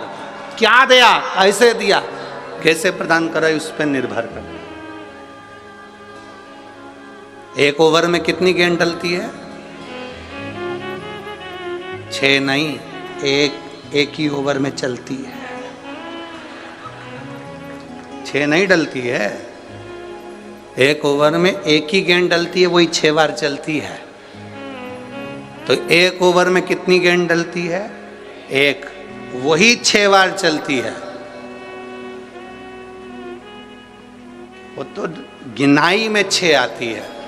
उसी तरह मेरा बाबा इतना दे देता है कि लोग सोचते हैं ना जाने कितना करोड़ों दिया, कितना धन दिया, कितना वैभव दिया, कितनी सत्ता दी।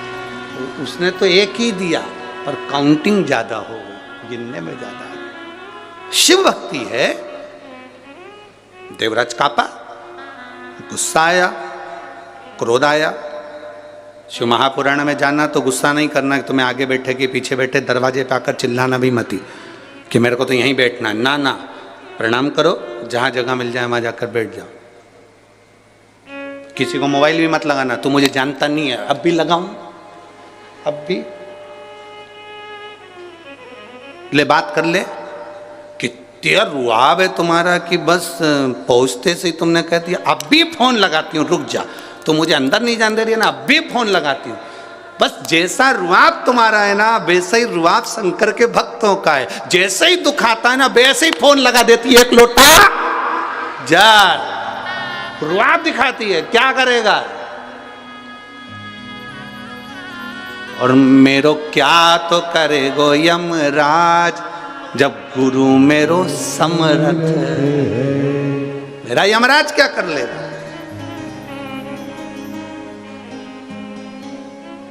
राजा श्वेत के प्राण छूटने का समय आ गया, यमराज बंदी बनाने के लिए आ गए। उनने यमदूतों को भेज दिया, भगवान शंकर ने यमदूतों को भगा दिया।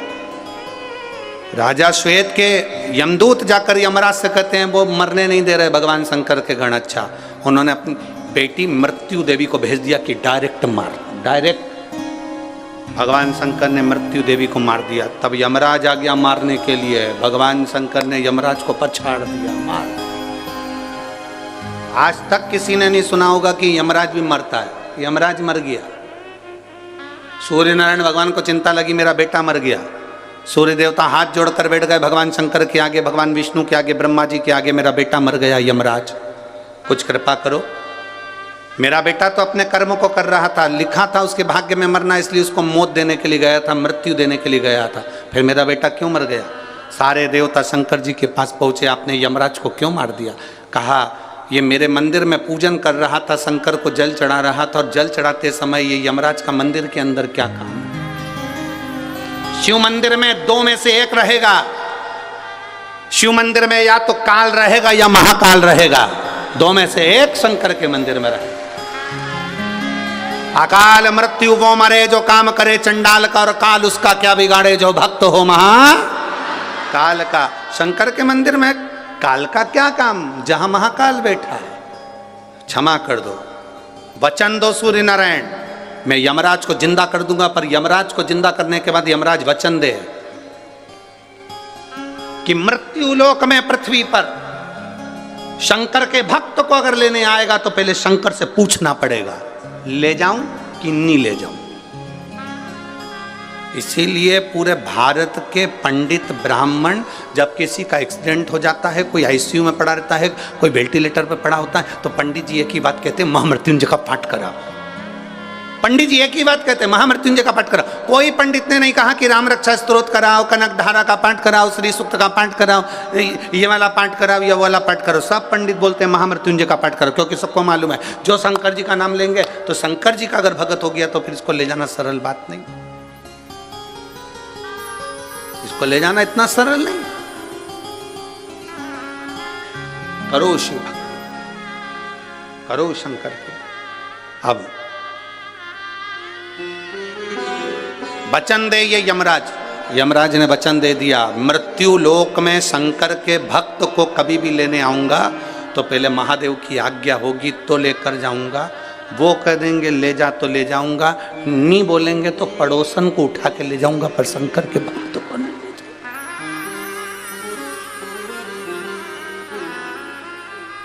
इसलिए सावधान इंडिया, सावधान।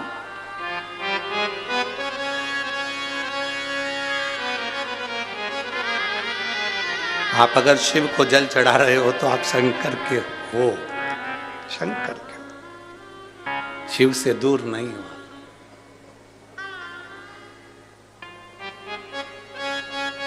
आपसे कोई पूछे ना, आप जब अपने घर जाओ और कोई पूछे कहां गई थी, कहां गई थी आज, स्पष्ट कह देना आज मैं पार्लर गई थी। पार्लर? हाँ, एक बाहर पार्लर है। हम जिस रोड से आए थे रात्रि के समय पर, वहाँ से मेहता जी के घर के बीच तक हम घर तक पहुँचे थे। वहाँ जहाँ से अंदर प्रवेश करे थे, वो जहाँ रोड कम से कम 8 किलोमीटर दूर से हमें जहाँ फॉलो लेने आई थी, गाड़ियाँ लेने आई थी, वहाँ से लेकर मेहता जी के घर तक के बीच में 52 ब्यूटी पार्लर है। 52। अब फ्री थे तो करें क्या, गाड़ी के अंदर बैठे बैठे गिनो। सिमरन ब्यूटी पार्लर और ना जाने कितने पार्लर। तो हमने भी सोच लिया है नए साल में ये पार्लर हमारा, ये पार्लर। बस अंतर इतना है, बाहर जो पार्लर हैं उन पार्लर में बाहर का श्रृंगार होता है जिससे पति रीझ जाता है, और इस पार्लर में आत्मा का श्रृंगार होता है जिससे महादेव रीझ जाता है। ये भी पार्लर है, ये आत्म श्रृंगार का पार्लर है, इसमें आत्मा का श्रृंगार होगा। 7 दिन हमें इतना सुंदर इस आत्मा को कर लेना है, अपनी बुद्धि को, अपने चित्त को आनंदित कर लेना। देवराज विचार कर लिया कि यहाँ तो पंडित जी चिल्ला रहे हैं, मैं बाहर चले जाऊं, और सहन नहीं हुआ, गुस्सा कर कर, क्रोध कर कर, चिड़चिड़ कर कर दूर चले गया। शिव से ना जाए।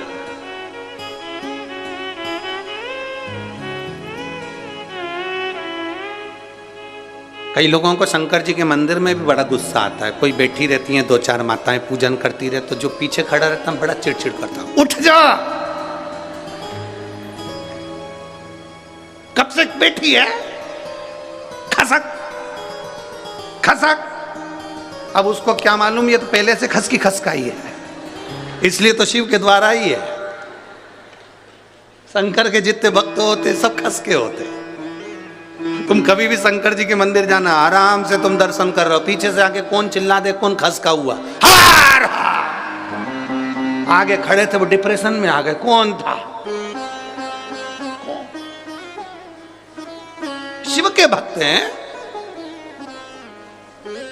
अब तुम कह रहे थोड़ा सा प्लीज आंटी, प्लीज आंटी, जो सिर पे पल्लू लेके,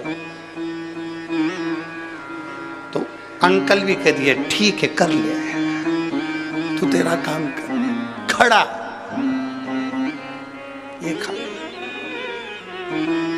देवराज निकल गए, चोरी का धन लेकर बेलपत्र के वृक्ष के नीचे जाकर बैठे। शरीर में ताप पड़ रहा था, प्राण छूट गए। शिव आए हैं उन्हें लेने के। नंदी पर चढ़कर लोग कहें कि ये चोर के लिए शंकर जी को आने की जरूरत क्या थी? चोर के लिए नहीं आए मेरे बाबा। इस देवराज की माँ रोज प्रतिदिन शिव जी को जल चढ़ाने जाती थी। आपको पहले भी कथा में कहा, जो जल आप समर्पित कर रहे हैं शंकर भगवान को, वो जल तुम्हारे तो काम आएगा ही। लोग 7 पीढ़ी की बात करते हैं, शिव महापुराण 71 पीढ़ी को तारने का भी भाव कहती है। इसकी माता 1 लोटा जल शिव जी को चढ़ाती थी, वो जल काम आया और नंदी लेकर शिव जी आए, देवराज को लेकर जा रहे हैं। आपके भीतर का जो दुख है, तकलीफ है, आप जब 1 लोटा जल समर्पित करते हो तो बाबा सुन। देखिए एक पत्र आया, लिफाफे में रखकर भेजा है। मैं मलका देवी लुधियाना पंजाब से आई हूँ। मेरा मोबाइल नंबर ये है, कहीं बैठी हो तो हाथ हिला सकती। आप ही हैं, एक बार वापिस हाथ हिला दो। श्री शिवाय नमस्तुभ्यं। मैं मलका देवी लुधियाना पंजाब से आई हूँ। मेरा मोबाइल नंबर ये है गुरुदेव। मैं बाबा का क्या वर्णन करूँ। 2018 में मुझे पेट में कैंसर हो गया। 2018 से कैंसर मेरे पेट में था और पूरे पेट में फैल चुका था। मेरा इलाज 5 साल चला और गुरुदेव भोले बाबा से मैं क्या वर्णन करूं, कैंसर मेरा आखिरी स्टेज पर आ गया था मेरे पेट में। अब डॉक्टर के हिसाब से दवाइयां लेना बंद कर दी, क्योंकि डॉक्टर ने कहा था तुम्हारे बचने की उम्मीद नहीं। मात्र थोड़े से दिन दिए और घर के लोगों को कह दिया इनकी सेवा करो। लास्ट स्टेज का कैंसर आया, मेरे पेट में पानी भराना चालू हो गया। मुझे 15-15 दिन में हॉस्पिटल जाकर पेट का पानी निकलवाना पड़ता था। बहुत तकलीफ होती थी गुरुदेव।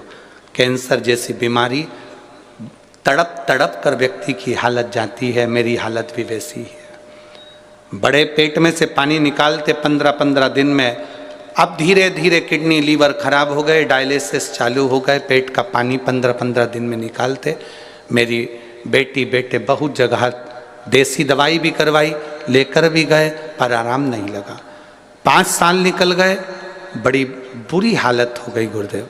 तब समय निकलते निकलते 2021 चले गया। 2022 में मेरे परिवार वालों ने पहली बार टीवी पर कथा देखी और हमारे परिवार के लोगों ने कहा आप ये कथा क्यों नहीं सुनते। अब मृत्यु तो पास में ही है, मरना तो है, एक बार बाबा का कथा सुनने में क्या जाता है। सियोर वाला महाराज बाचता है, सुनो। हमने टीवी के सामने पलंग पर पड़े पड़े कथा सुनते। 15-15 दिन में जाकर पेट का पानी निकलवाते। 4th स्टेज का कैंसर था। कष्ट इतना ज़्यादा था कि तड़फन होती थी, फिर भी आपकी कथा नहीं छोड़ते। घर के लोगों से कहा मैंने, सियोर वाला महाराज कहता है 1 लोटा पानी शिव जी को चढ़ा कर लाओ और बेलपत्र मुझे ला कर दो। अब मरना है तो ये भी एक प्रयोग कर कर देख ले। 1 लोटा पानी शिव जी पे चढ़ाकर ला कर देते और 1 बेलपत्र मुझे लाकर मेरे घर के लोग देते। मैं उसको खाना चालू कर दी। गुरुदेव बाबा का मैं क्या गुणगान करूं। 4th स्टेज का कैंसर, 15 दिन में पानी निकलवाना, कीमो करवाना, सब कुछ होता था। पर मेरे बाबा ने ऐसी करुणा करी, केवल 22 दिन हुए थे मुझे लोटा भर के जल और 1 बेलपत्र मेरा बाबा मुझको देता और मैं उसको लेती। आज गुरुदेव मैं बाबा के सामने छाती ठोक कर कहती हूँ 1 साल में मैंने ना गोली खाई ना पानी निकलवाया और ना ही मुझे कोई तकलीफ है। मैं बाबा की कथा में आज बेधड़क बैठकर कथा सुन रही हूँ। 4th स्टेज का कैंसर था पर मेरे बाबा ने आज तक मुझे संभाल कर रखा। अब मेरे पेट में पानी भी नहीं भराता, मेरा डायलिसिस भी नहीं होता और ना ही मुझे कोई दवाई की ज़रूरत है। मेरे क्षेत्र की, मैं लुधियाना की कई बहनों को साथ में लेकर आई हूँ। बहनें भी आई हैं आपके साथ में, वो भी खड़ी हो जाओ एक बार। हर हर महादेव। मैं लुधियाना की भी कई बहनों को साथ लेकर आई हूँ और बाबा को दंडवत करने के लिए प्रणाम करने आई हूँ। मेरे बाबा ने मुझे संभाल लिया। हर हर। बैठिए बहन, ठीक है आप? एक बार वापिस हाथ हिला दो। श्री शिवाय नमस्तुभ्यम। संपूर्ण लुधियाना वासियों को हर हर महादेव। शिव तत्व है ये, औघड़ी है शंकर। शंकर औघड़ी है, उसकी कृपा औघड़ी, उसकी दया औघड़ी। समय आया, एक बिंदुक नाम का ब्राह्मण था, वो भी चोरी का धन लाया, एक दीवार से नीचे कूदा। पानी भरा हुआ था, उसके स्मरण में नहीं आया कि यहां पर कोई पानी है, जलाशय। प्राण छूट गए, प्राण गए। 3 तरह से मरे हुए व्यक्ति को मोक्ष नहीं। पहला, पानी में डूबकर मरा हुआ। दूसरा, सर्प के डसे से मरा हुआ। तीसरा, स्त्री के हाथ से मरा हुआ या स्त्री के लिए मरा हुआ। हम नवयुवक बेटों से एक ही निवेदन करते हैं, हमेशा लड़कों से कहते हैं, बेटों से कहते हैं, क्या हो गया गुरुजी, मेरे को धोखा दे दिया, मैं जिसको स्नेह करता था तो क्या कर रहा है, अब मरूंगा। हमने कहा सोसाइटी चेंज करो। क्या मरूंगा? एक लड़की के लिए, एक स्त्री के लिए? तुम्हारे माँ बाप ने तुम्हें पाल पोस कर बड़ा करा, ये इतनी जिंदगी तुम्हारे माँ बाप की दी है। आज से प्रेरणा ले लो। उसने धोखा दे दिया, दे देने दो। तुम अपने माँ बाप को धोखा मत दो, उनकी सेवा में लग जाओ और अपने जीवन को बचाओ। क्या मरना मरना? मरो मरो सब कोई कहे, मर के देखे कोई। मरो तो ऐसा मरो कि फिर संसार में जन्म ना हो। बार बार जन्म लेना, मरना, पुनरपि जन्म पुनरपि मरणम, फिर जन्म फिर मरण, फिर जन्म फिर मरण से छुटकारा कैसे मिलेगा? हमें नहीं मरना। कई माताएं कह देती है, कई जीजियां कह देती हैं, हम बड़े दुखी हो गए गुरुजी, हम तो मर जाएं तो अच्छा। काहे को मरो? यही छाती पे मूंग डालो, काहे मरो? कोई तुमसे कह दे कि घर से निकल जाओ, बिल्कुल मत निकलो। तुम्हारा झगड़ा पति से हो जाए, सास ससुर से हो जाए, वो कहते घर से चली जा, अपने बाप के घर जा। नहीं जाऊंगी, बिल्कुल मत जाओ। रसोई घर में जाओ, गैस जलाओ, कढ़ैया रखो, रवे का सीरा बनाओ, हलवा, खुद भी खाओ, सास को भी खिलाओ।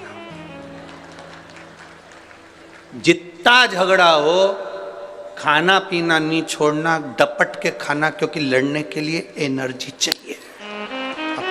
खाना पीना क्यों छोड़े? पति से झगड़ा होता है, पत्नी खाना छोड़ देती है। पत्नी से झगड़ा हुआ, पति घर का टिफिन छोड़कर दुकान चले जाता, नहीं खाऊंगा तेरे हाथ का खाना, बल्कि फोन लगाकर बोलो इडली डोसा भेज। पत्नी बोले तुम तो झगड़ा करके गए था, भूख लग रही है, तू भेज। आधे घंटे बाद फिर बोल दो मक्का की रोटी और सरसों का साग।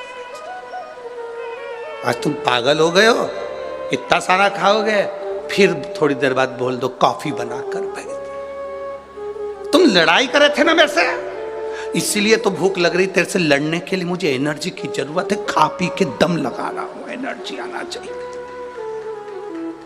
कितना ही झगड़ा हो, खाना नहीं छोड़ना, कितना ही हो, घर नहीं छोड़ना अपन को, कितना ही झगड़ा, परिवार नहीं छोड़ना अपने को, कितना ही झगड़ा।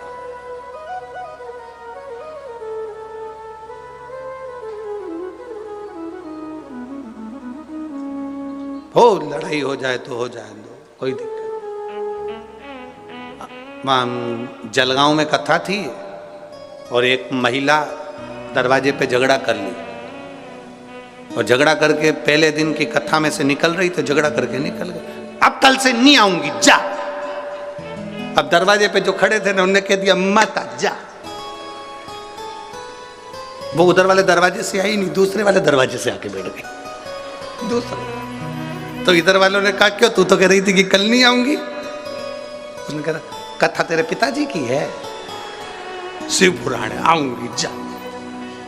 अब आई तो आई, चार को और बटोर के लिए आगे बिठाई ले। तो ऐसा झगड़ा किस काम का?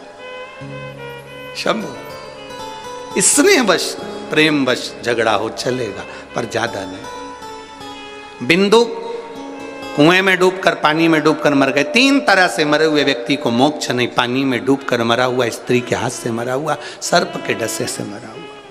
सर्प के डसे से राजा परीक्षित भी मरे तो उन्होंने भागवत सुन ली तो तर गए, पर मुक्तिता नहीं है।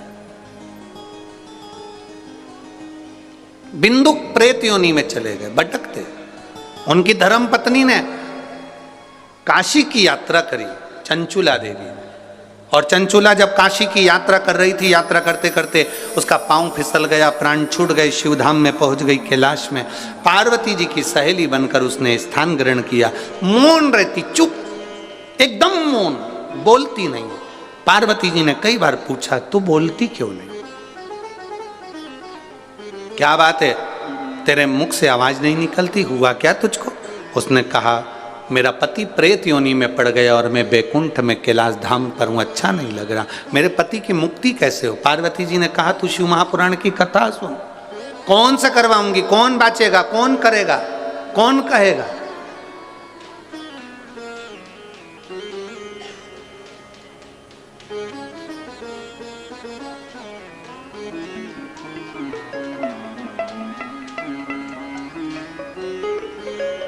इन पत्रों में अमरजीत जी मेहता जी के लिए भी बहुत सारे पत्र आए। उन पत्रों में एक बहन ने लिखा है, हम अमरजीत जी मेहता जी को धन्यवाद देते हैं, उनने हमारी बल्ले बल्ले कर दी। हमारे को इतनी खुशी हो रही है, इतनी खुशी हो रही है जिसका हम वर्णन नहीं कर सकते। हमारे इतने सालों का न्यू ईयर तो आज मना है, शिव की कथा से हमारा जीवन की सार्थकता। अब चंचुला रो रही है, क्या करे, मौन, कहा शिव पुराण की कथा, अब किससे करवाऊं? देवऋषि नारद के पास गई, नारद जी ने मना कर दिया, मुझे श्राप लगा है, मैं एक जगह नहीं बैठ सकती। नारद जी को श्राप था कि वो एक जगह नहीं बैठ सकते, इसलिए वो कथा नहीं कर सकते। केवल नारद जी को श्राप नहीं है, बहुत सारे लोग हैं जिनको श्राप लगा है, वो एक जगह नहीं बैठ पाते। थोड़ी देर कथा में बैठते हैं, उठ जाते हैं, फिर बैठते हैं, फिर बैठते हैं, फिर जाते हैं, घूमते फिरते। जो बार बार कथा में उठे जाए आए, फिर जाए फिर आए, समझ लेना इसमें नारद भरा गया, इसमें नारद। तुम्हारा फर्ज है, नारद जी को तो तुमने ओरिजिनलिटी में देखा नहीं, ओरिजिनल में, पर यहाँ जो बार बार जाए आए उसको पहचान के सिर पे पल्लू लेके उसको प्रणाम करना। देव ऋषि प्रणाम, बैठ जाओ, आपके पांव पड़े, आप बार बार आना जाना कर रहे हैं, देवलोक में अर्चन उत्पन्न हो रही है, प्रणाम। वैसे तो मुझे लगता है कल से कोई उठेगा ही नहीं, देव ऋषि है, श्राप देवऋषि ने कहा मैं कथा नहीं कर सकता, मुझे श्राप लगा, एक जगह पे नहीं बैठ सकता। फिर कथा कौन कहेगा? मेरा मित्र है तुमरुका। तुमरुका कौन? शंकर जी का ओघड़ी भक्त। ओघड़ी भक्त, हाँ, जिस नारी को 20 साल तक भी औलाद ना हो, 25-30 साल भी निकल गए, औलाद नहीं है, संतान नहीं, अगर वो एक बार तुमरुका का नाम लेकर 21 बार शिव पे से सफेद आंकड़े की जड़ को घुमाकर नंदी के पास खड़े होकर शंकर के शिवलिंग का दर्शन करती हुई कमर पर बांध लेती है, तो बाबा भोलेनाथ को तुमरुका की साक्षी में औलाद देना ही पड़ती है। वो तुमरुकेश्वर है, तुमरुकेश्वर। तुमरुका जी कथा कहेंगे, हाँ, कर बेटी है। शिव महापुराण का कोई यजमान नहीं होता, शिव पुराण का यजमान अगर कोई है तो शिव पार्वती है। अगर ये मेहता जी भी यजमान बनकर बैठे हैं तो 7 दिन तक ये शंकर पार्वती के स्वरूप में इस कथा को सुनने के लिए बैठे हैं और करवा रहे हैं, और आप सब शंकर के रूप में कथा सुन रहे हो और शिव ही इसको बाँचे। बोल बम का नारा है, बाँचने वाला शिव, कराने वाला शिव और करने वाला शिव। शंकर भगवान तैयार हुए ईश्वर जी और गोरा जी बनकर, इतने सुंदर तैयार हुए कि गणा और गोर बन गए, गणा गोर, ईश्वर जी और गोरा जी। 7 दिन की कथा में जाओ तो ऐसे मुसद्दी लाल जैसे मत जाना। 7 दिन की